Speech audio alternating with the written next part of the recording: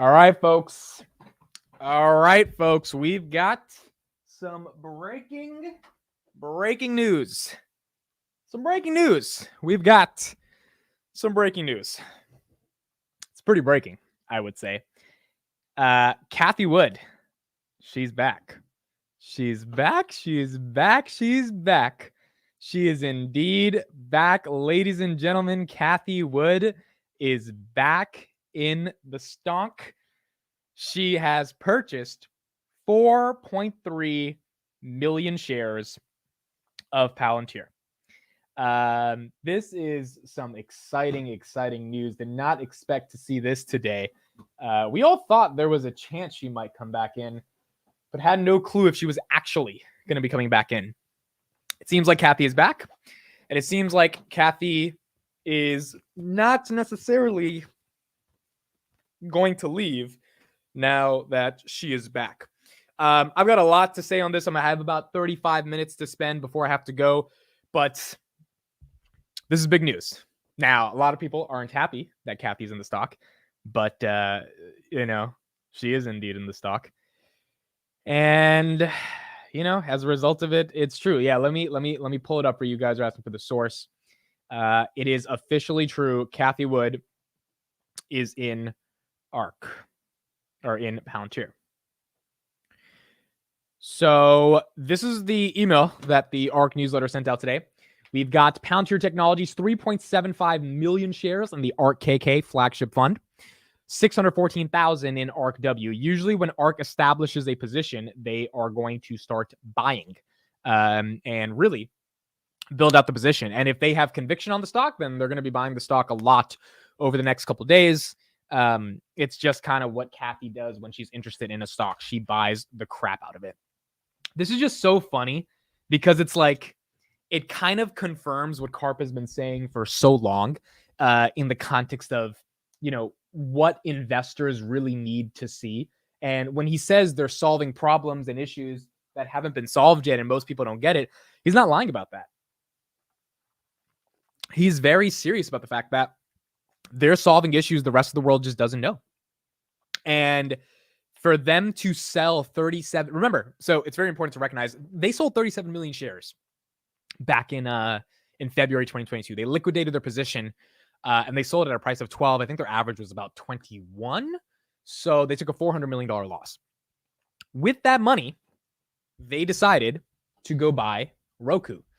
Roku, ladies and gentlemen, was trading at $170 at the time that they loaded up on Roku. So instead of DCAing on that Palantir position at $6, $5, $7, because you believed in a thesis, they shifted that money somewhere else. Now, shifting that money is fine. You're a fund. You have to be able to shift that money. The question is, where did they shift that money? And they shifted that money into an advertising stock.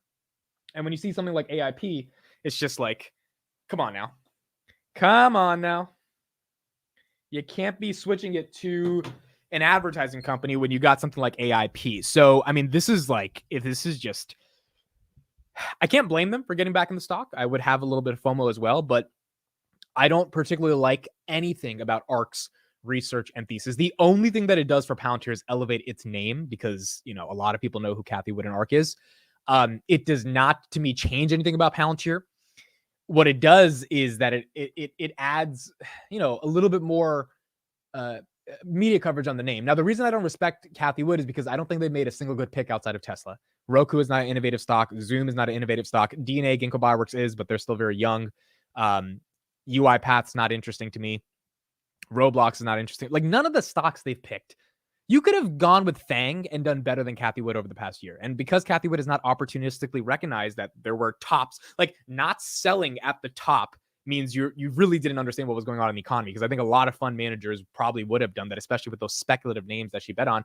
But she was, Teladoc at $340, now down to 28. It's just a question of not recognizing a lot of stuff that was going on. But she's back. She's back in the stock. And I don't trust any part of Cathie's research team at all. I had a lot of respect for them a while ago when they sold off Palantir and then they started buying nonsense. I lost most of them. I mean, they were buying Robinhood at $75. I have zero respect for ARK's research team. Research is very difficult. I don't have any respect for Cathie's research team at all. But I do understand why they're getting back into Palantir. Roblox is kind of interesting. They lose so much money, man. They lose so much money. And I'm not saying losing money is bad. I'm just saying, like, it's not that interesting. It's not that interesting. Like VR, AR, and their DAUs are like declining too. Their user growth is not even that great. It's just not that interesting. At least to me. But then again, I don't use the product every day, right? So that's different. You think eventually she'll get it back in all 6 funds? Yes. Look, when ARK exits or establishes a position, they buy a lot. So when they got out of Spotify, they had Spotify. They had about $700 million of Spotify. They had close to $1 billion in Spotify. And they sold it at like $70. Spotify's now at $140. So if they just held on to it, they would have, not been that bad in terms of the loss. But it was like a slow, just sell. And that same thing with Palantir. It was a slow. I thought they were balancing the portfolio back in 2022. Nope, it was sell. When they buy, it's buy every single day. They buy more of the stock. Why did Roblox stock go right back up after the initial earnings drop? I have no idea. Honestly, I have no idea. But they're going to buy a lot of it. And so because they're going to buy a lot of it, that's the most important thing. Amit knows doo-doo. Amit can't dissect a 10Q to save his life. Wait for Chris. I'm actually learning how to dissect a 10Q. So thank you, Jay. I appreciate the kind words of motivation to get better on my financial knowledge. Me and Chris on Saturday night, this is what friends do for each other. He actually was teaching me how to read a 10K. And so, or a 10Q. Sorry. See, I'm fucking stupid. So I'm learning about it, and TFC is the bank that is one of the first banks I was reading for their 10Q, and it's very interesting learning how to read this stuff. And the terms are not hard to understand. It's a question of just like knowing which terms to look for because there's a lot of terms, right? So yeah, we'll be analyzing this tonight on Finance Junkies. But thank you, Jay. I appreciate the motivation. It helps a lot. Yo, let me hop in that call. I want to understand a 10Q. Honestly, we were just doing it over Zoom, Nate. You could probably join one of these days. It's not that serious. So you can definitely join. We're gonna have to also do it live. We're gonna do a segment one day. Now what else was I about to say? Finance Junkies tonight. We have Jeremy Financial Education. He'll be on 10 p.m. Eastern. I actually have a meeting in 30 minutes, but I had to hop on real quick to just get this out there. Jeremy will be on. We'll ask him about what he thinks about Cathie Wood buying some Palantir. So that's gonna be exciting as well. And it's gonna be good. Sorry, I bought all the shares, none left for ARK. You know what's interesting? So here's my question to the chat. Okay, why do you think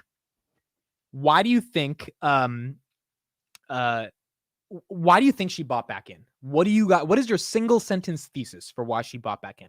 I have a thesis, but I want to know what the chat thinks. Remember why they sold. Please remember. Government. In fact, I did a video on this. We're gonna go back to this. Government growth was the reason. Let me pull this up.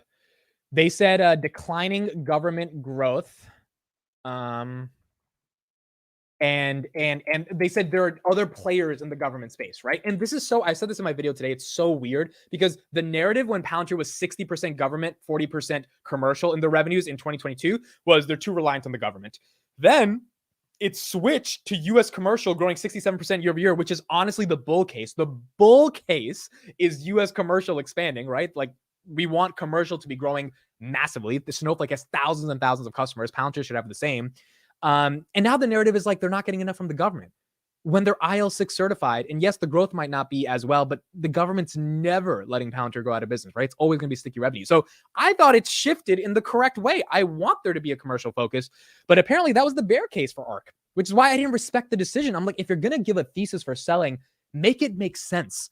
Brett Wanton, I'm sorry to be disrespectful to him, but Brett, the head of research, he went on Meet Kevin's show and he was just like, yeah, there's other players in the government space. And we were like, what?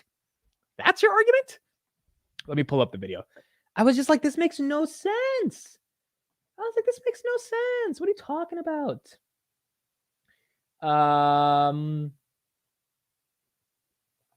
Are you going live with Jeremy? Yeah, 10 p.m. We're going to be live with Jeremy. Profitability. You guys say profitability, AIP. That's my answer, AIP, to be honest. ARK loves AI. They think AI is like an $80 trillion market cap or some nonsense. So I say nonsense because it's like that's a little bit reaching for it. But if you're going to say AI and your big ideas presentation is the big thing, then I would bet Palantir. Let me share my screen. Palantir is 54% retail, and ARK's clients are mostly retail. She had to buy back in. No, I don't. But they would have bought back in by now. You know what I mean? Like, Remember, ARK is not retail owned. ARK is mainly institutional fund. I mean, she had net inflows in 2022. She has real institutional investors that want to allocate a percentage of their overall portfolios to growth, right? ARK is that part of their portfolios. So, I mean, she could have bought back in for a long time, but she didn't. Okay, so this is why they sold off, all right? This is why they sold off a long time ago. Let me know if you guys can't hear it, but this is the reason. We are in the main area, and let's watch. Hey, you know this one's coming. Palantir, what happened? Sure. I mean, like I described, as we're in risk-off periods, we tend to consolidate the portfolios. And so, we had some concerns about their competitive positioning within the government space, and thought we had better risk money elsewhere. And so it's not, when you're making a decision to like consolidate a portfolio, it's not like those are easy decisions, but you look at kind of like the risk return profile for all of your positions and say what's lowest on the stack rank relative to something else that we think has. That makes sense. So in risk off periods, to make this simple, basically when prices are going down, narrow into the ones maybe you have the most conviction in. That's what you're saying? Exactly. Yeah. Yeah. Okay, so let's talk about that first piece of analysis that he gives. Look, I mean, it makes a lot of sense. Now, they said something else as well. Here we go. This is what he has to say. If we have a better edge somewhere else, then we'll operate somewhere else. What did you think about their idea of investing into SPACs to the Palantir to basically try to VC partner with them and then get that software contract? Was this a little bit of a gimmick? Was that strategic? Or is the bigger focus on government and maybe their government activity not growing? Because that is something that stayed stagnant. Yeah, I think for us, it's more I think that they had a really differentiated product in government a few years ago, and then their competitive positioning has diminished, and then the government has. You heard that, right? Their competitive positioning within the government, this is before they got IL6, has diminished. That means they did not think the government would source or procure Palantir for deals. Those government contracts, I think that they've shown a higher interest in multi-sourcing. So which is kind of fair that the government is doing multi-sourcing, but it's not let me take a $400 million loss on this position and forget about everything they're doing with Foundry AI. Like I get it. It's not the worst argument in the world. It's just not the best one either. And if you're going to take a $400 million loss for your clients, like you got to have a hell of an argument, especially if you're going to dump it into Roku. So, it's an interesting company. I think that the technology is super interesting. We're very bullish on AI generally. I think that the marginal competitive weakness on the government side just left us with, other places to go. Okay. So that was it, right? And again, I didn't respect that thesis because it didn't make any sense to me. Like all of us were like just scratching our heads like, if you were a true Palantir shareholder in 2021, when I mean true, I mean like you had somewhat of a thesis. You understood that this was my basic thesis. I've said this in videos from years ago, right? I said this exact sentence. I said, I believe their software will be used in every single vertical on the planet. Healthcare, energy, supply chains, logistics, drug discovery, pharmaceuticals, money laundering, financial institutions. I was just like, everywhere in the world can use the software because it's just about data-driven insights. Every institution in the world, governments, NGOs, companies, enterprises, they all have data and they need an absurd amounts of data, and they need to make insights from it that make them more effective and efficient. It's as simple or it's as basic as having a .com on your website or on your business to be able to have a virtual presence back in the 2000s. Like every business needed to modernize. This is the same thing with Palantir. And then obviously the thesis gets deeper and deeper and deeper, right? They're going into space, meta constellation, Ukraine. They're helping governments or Western democracy. That's why there's so much to cover about Palantir. But at the end of the day, that's the thesis. Every company in the world theoretically could use their software. That was the bull case. And for some reason, their argument about government multi-sourcing was enough to break that thesis. And that just didn't make sense to me. It just didn't make any sense. Didn't they sell around 13 for 15? If any, well, no, FUD, I would agree with you. They sold at 12. That was their average, which is great. But they bought Roku at 170. Look at the charts. Roku was 170 the day they sold. So, and that's from what I remember, mainly what they were allocating capital to is Roku and Zoom and Coinbase. Maybe a little bit of Teladoc before Teladoc had the goodwill impairment charge that took Teladoc down like 50% in a day. That goodwill impairment charge was just like, it was really bad. But that happened like in March or April. Yeah, that happened April. That didn't happen in February. In February, it was everything. I think T-Doc was still at $130. So,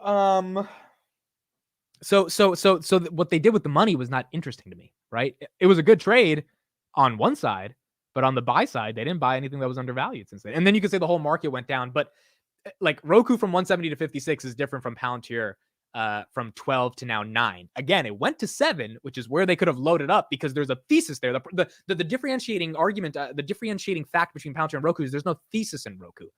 There's no thesis, right? So if you're going to buy the dip and bag hold for another year, you might as well buy the dip and bag hold, as we've all done, on a company that has a thesis, which I believe is Palantir, right?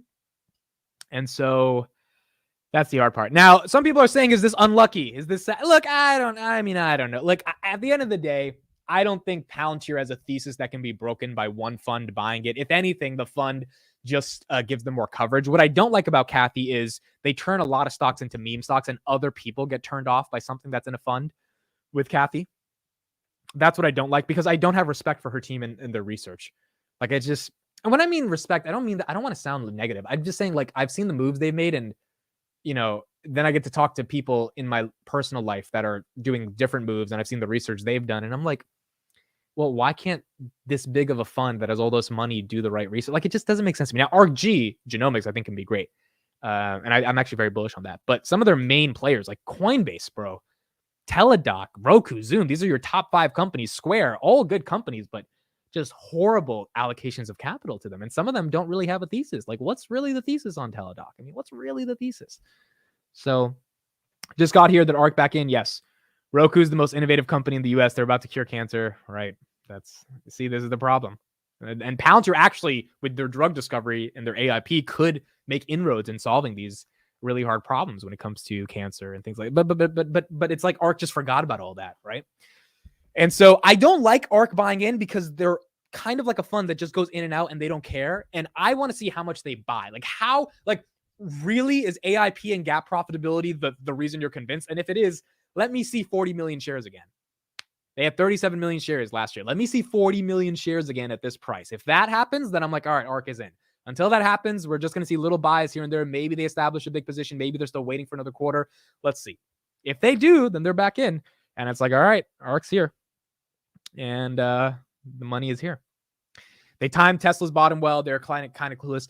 Yeah, and it's like, this is where Cathie, this is the thing, right? You only have to get one right to be a rock star. You only have to get, and Cathie got Tesla right. So shit, no one can take Tesla away from Cathie. No one. Because if you take Tesla away from Cathie, you've essentially said Tesla is not the bull thesis that it is. And until Tesla goes to Gordon Johnson's price of $23.44, then Cathie got Tesla right and made a shit ton of money for her clients with Tesla. And she was a visionary at the time where no one was visionary. Only her and Ross Gerber, at least, are fund managers that I know publicly, that really advocated for Tesla because they believed in Elon. Cathie had Twitter at one point as well, and she sold it before Elon bought in. So, I mean, she's made very interesting choices. Elon would have bought her out. But she was a visionary on that. It's just some of these other companies she's not been that visionary about. And so that's been, the interesting. Let's look at Twitter, guys. Let's look at Twitter. If you're not following me on Twitter, link in the description, putting in the chat. Please, please, please. That's the only thing I ask.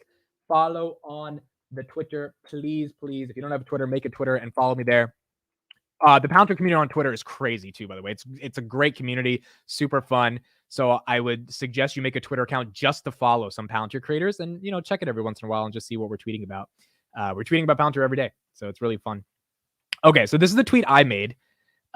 Let's see what people are saying underneath it. Okay. We got trade with skill. No way. I effing knew it. Buy high, sell low. Interesting. Cathie back into Palantir. Should be worried. Laughing. 9 likes. But Cathie, this is not the dip. Breaking. Sell all your Palantir. Headlines give her a bad rap, but this isn't a negative. Kind of wish she would miss the boat, though. They don't buy stocks on a whim. Whether the analysis is correct or not, this is a big deal for them to add it in their portfolio. I agree with that. I have mixed emotions on this. I'm happy and scared at the same time. I think that's, this guy is literally all of us. Tell me Ryan 8008S is not all of us right now. She also dumped tons of DraftKings days and even the day before the last stellar quarter. This is what I'm scared about. Like, she dumped Spotify at $70. Spotify's at $140. Nothing has changed with Spotify. In fact, the thesis, in my opinion, has gotten worse. All of their user growth numbers are from India and Africa and China. Not China. Southeast Asia, right? None of these users are real. They can't monetize them. They pay like $1 a month in India for a premium. They're not making any money off them. Their gross margins are flat at 25%. Like, the thesis is worse, but the stock is up. And it's like she's selling, right? Same thing with DraftKings. This is the problem with Cathie and how she kind of decides to do these buys. It's really interesting. But nonetheless, she's back in Palantir. So there's still a part of me that's like, Cathie's back. She's behaving like a day trader. Wow, she's back. This is bad news. Sell at 10, buy at 10. That's ARK's buy low, sell high strategy. I'm sorry, but she might be bad luck. That's a great signal. I'm very happy to make up for the sale from Palantir CFO and CR today. Oh, Palantir CFO and CR sold. Let's, if someone has a link to that, let me know. If they sold like less than 50,000 shares, it's not a big deal because those guys have a lot of shares. And I mean, Sham sold 50,000 shares like a couple months ago. It's not that big of a deal, but I would want to know how many shares they sold. Cathie is back. LOL. Also, S&P 500. That might be another thing. Cathie might think that we're getting into the S&P 500. She dumped tons of shop before earnings. Oh, she did. That's a great point, but she dumped a crap ton of shop at like 47, and it ballooned up to 61. If you've been buying this whole time, ride or die, WTF is wrong with you. Cathie would need a Chris. I'm quote tweeting this one. The best analysis I've seen today. Oh, I love it. That's the best one. She sold Spot to do it. Why not Roku or Zoom? Well, no, she sold Spot and she put that into something else. So I don't even know what she sold. Okay, let's just go to the home feed. Let's see what people are saying. I should work for Cathie ARK. See, that's what everyone's saying, right? Brett, he did ask it like yesterday. Brett asked it yesterday. What else are people's? Palantir, you won't believe who just bought back in. Boom, boom, boom, boom, boom, baby. People are buying. I had another tweet as well. I asked a question. Instead of selling 37 million shares of Palantir and losing 400 million, Cathie Wood could have averaged down while Palantir was 5, 6, or 7. It chose to invest Roku at 170. Their sell thesis was other players in the government space. U.S. commercial, which to be honest has always been the real bull case, is growing at 60% year over year. Did they not just think it would grow like this at the time when overall revenue had just... By the way, when they sold, revenue for 2021 to 2022 had grown 41% year over year. That's when they decided to sell. When Alex Karp had just given a monster earnings presentation. That's when Karp was in that like a pink gallery. Remember that place where they went? That's when they sold the stock. If you were to get a response, they'd probably say that AIP brought them back. AIP, okay, let's calm down here. Let's be intellectually honest with ourselves. Commercial revenue grew 15% year over year. U.S. commercial, 26, blah, blah, blah. U.S. No, 60%. No, U.S. commercial is growing 60% year over year in the revenue. 60% year over year, 2022 from 2021 in U.S. comms rev. That's the thing I'm saying. Like, U.S. commercial is one of the most important, and so that's the one that I'm saying is the biggest. What is this? Little bit celebrating? Does anyone know what that is? I don't know what that is. By the way, shout out to 300 people in the chat. Thank you so much for being here. Appreciate you guys. This is obviously very, very, very, very breaking news. Yeah, people are pretty crazy. This is people are reacting. They're definitely reacting. Let me type in Palantir in the search bar. See by latest what we have. You are holding more Palantir. People who dumped Palantir last week right now. You know, the fact that Palantir also has maintained this level is kind of crazy. Muscles with tomatoes. Let's go to some price action here on the stock. Let's open up Webull. I was very surprised today that we broke 10. We hit 1030. Where did we end today? It's 849. Where did we end? We ended at, oh, wow. We ended at $10. Holy crap. I thought we ended at like 950 or something. Man, if you're a Palantir shareholder, enjoy some of these days because they can be taken away from us instantly or they can sustain themselves. We are going to see what happens. Look at that. $10. Not bad, Palantir. Not bad. Everyone put in the chat. Okay, you don't have to, but put in the chat how much you're up today. Put in the chat how much you're up today. I know there's some whales that watch my channel. I know you guys are up a little bit. So put in the chat. Let me, I got to get out of here in 10 minutes, guys, because I have a meeting. I wish I could stay longer, but we do have a podcast at 10 p.m. Eastern Standard Time, 7 p.m. Pacific. And it is Jeremy Financial Education, who is also a Palantir bull. He will be with us. Obviously, big breaking news is the Palantir buy, so we're gonna ask him about that. But we're also gonna ask him about YouTube finance. We're gonna ask him about Tesla. We're gonna ask about his thoughts on the macro. If you don't know, I did an interview with Jeremy inside of his house. He was nice enough to invite me in his house when I went to Vegas in September. So he's actually a decent friend of mine. And when I asked him, he doesn't do a lot of interviews, so I was really thankful that he said yes to this one. And so I'm excited to see him there, and it's gonna be fun. It's gonna be super, super fun. Also, one thing I just really want to say to anyone who joins that podcast, please, no negativity. If there is negativity, honestly, it's just going to be a block, because you're like, ask about FTX. That's what, like, I don't care about that stuff. That shit is over. It doesn't have an impact on my life. I want to ask about the stuff that's relevant right now. And there's just no room for negativity for someone who's gracious enough to give their time, regardless if you like the guy or not. At the end of the day, he's a human being. All of us are human beings, and it's just going to be a fun podcast talking about it. So, yeah, if you guys join, please just no hate or anything like that, because that would not be fun. 16K, 40K, $135. That's not bad. What else do we have? 2,000 bucks. Yeah, and we know people are still down, right? But it's just nice to see how much money is there. Camo, what's up? Camo, we got to get you on another Palantir Weekly podcast, man. It's been a year. You got to get back on it with us. If you want to come on for earnings, let me know. We got to get a good crew ready for earnings. Sachin will be back this Friday, so this earnings is going to be fun. We maintained these levels last ER for 3 days. That is true. Last earnings, we maintained these levels for 3 days. So what? It's Thursday. We had earnings on Monday. No, it's Wednesday. So tomorrow is going to be the question if we maintain 10 and 9 or we come back down to the 7s and 8s. So we will see that tomorrow. I just saw Cathie buys. Bro, okay, what was your first reaction when you saw the Cathie buys? We have 8 minutes left on the stream. What were the first reactions you had when you saw the Cathie buys? How did you feel? Because Josh, shout out to Josh, he tagged me. He was like, Amit, Cathie bought Palantir. And then I went to the ARC account, and I was like, oh shit, that's a lot of shares. And I was just like, my first reaction was just like, wow, I didn't know how to feel. It was kind of like, it's kind of like, how do I say? It's kind of like when she likes you back, even though you don't like her anymore. You know what I mean?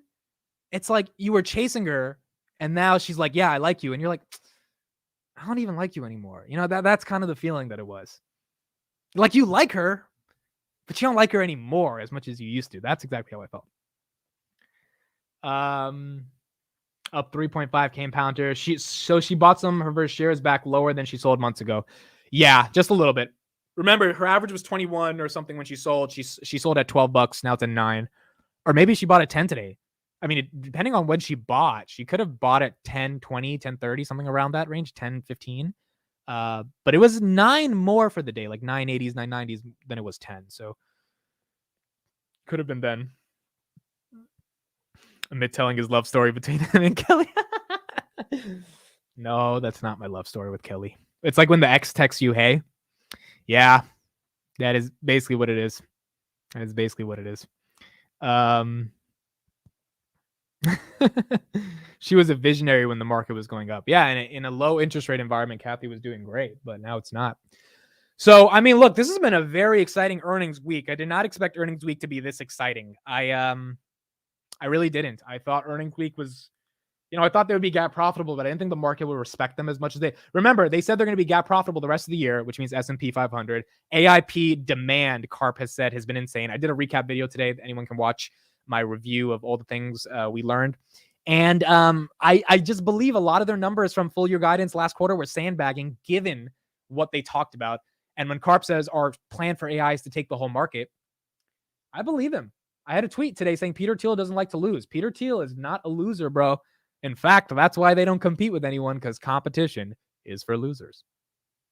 He doesn't lose, man. He doesn't lose. And you bet on winners. You bet on winners.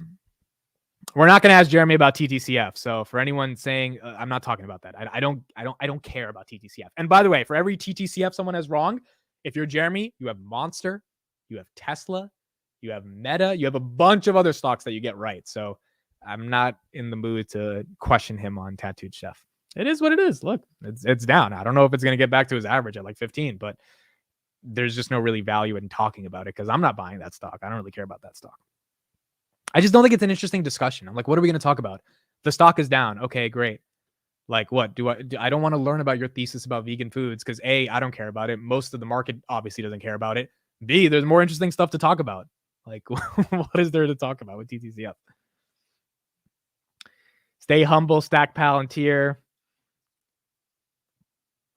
Cathie, I was about to say Cathie. Kelly says, I don't think it's rude to question him on. I'm genuinely curious what he sees. Just watch his video then. I mean, like, he's made so many videos on TTCF. That's my point, right? Like, his thesis is the world is going vegan. That's his thesis. Like, I don't care about having that conversation. Like, really. Also, I don't want to put him in an uncomfortable position, asking him about a stock that is down massively from when he recommended to buy it, right? Like, he's a guest. That's why you don't want to do that to guests. You want to make sure guests feel comfortable and it's fun, it's engaging. You don't want to ask them about stuff that like makes them uncomfortable. You know what I mean? Not saying that he would be uncomfortable, just saying there's no value to talking about it. And I don't like who cares about TTCF? That's why we're probably not going to talk about that. Don't doubt carp, baby. Don't doubt carp, guys. I got to show you this. Oh my goodness. I'm so happy you guys are here. I got to show you this. I got to show you this video. Okay. So you guys missed my morning live stream today, right? For those who was in my morning live stream, put it in the chat. We're in the stream because we had a moment from that stream and I put it on Twitter. Oh, I hope you guys enjoyed this. This is going to be great. This is why you got to join the morning stream, because the morning stream, you get moments like this. All right. You got to see this. This is going to be fun. This is when I found out Palantir was mooning this morning. All right. This is what happened. It's a true story, by the way. All right, here we go. That, baby. Look at that. That looks very sexy. That's all I'll say. Okay. That looks very, very attractive. There was a girl I saw in high school. I was on the bus with her one day. I told her dead to her face. I said, you are the most beautiful girl on the planet. This is a true story. I'm not making this up. She looked at me. She said, Amit, don't say that, because one day you're going to find a girl that's prettier than me. I said, no. You are the most beautiful girl on the planet. Was I trying to sleep with her? Absolutely. Did I end up sleeping with her? Absolutely. But nonetheless, I did believe that at the time. But she was right, because I found a more pretty girl, and I'm looking at her right now at $9.80. This is the most beautiful girl on the planet, ladies and gentlemen. There we go. It is a true story. It's actually a true story. It's a very true story. We were on the bus. We were coming back home, and I was like, you are the most beautiful girl. And she got mad at me. She's like, don't say that, because like you don't believe it. And at the time, I swear on my life, I believed it. Like I was infatuated with this girl. And she was like, you're gonna find someone else prettier. I was like, no, you are the most beautiful girl in the world. And then I saw Palantir today at $9.80. And I was like, yeah, she was right. There are plenty of more beautiful women on the planet. And one of them was staring right next to me today. I'm serious, bro. That is happening. Right hand is not a girl. Oh my goodness. This is a true story. I wish I could get her to say it, because you guys don't believe me, but it's true. It's a very true story. I was a junior in high school. I took 2 buses every day to go to and from school. So I took the bus a lot. And I went into a school in a city in Newark, New Jersey. So all we had were buses. But like, look, man, this is crazy. Guys, I got to go. I have a meeting in 2 minutes. And then we have Jeremy Financial Education at 10 p.m. Eastern. By the way, we're doing a giveaway. I'm not saying what we're going to give away, but we're doing a giveaway. I need you guys to show out. It's going to be fun. Only one person can win the giveaway, and Jeremy will be involved in the giveaway somehow. You guys will see. I will literally mail it to you wherever you live across the entire world, no matter what the shipping fee is. Last time the shipping fee I did this was a little expensive, but nonetheless, whatever it is. And yeah, we'll go from there. Super excited. I'll have another video coming out tomorrow. Cathie Wood bought back into Palantir 4.3 million shares. If you are not following on Twitter, the breaking news happens for Palantir on Twitter by a lot of accounts, and I have one of those accounts. So please follow on Twitter. Please like the stream. We will see you in an hour for the Jeremy Financial Education Podcast. This podcast with the Finance Junkies has hit more than 300 people every day for the past 7 days. Yesterday, it hit 400 people. So we'll see if we can carry a 400 streak, but we've been doing a 300 streak. Been super exciting. Thank you all. And we will see you in an hour. It's going to be exciting. Bye, everybody.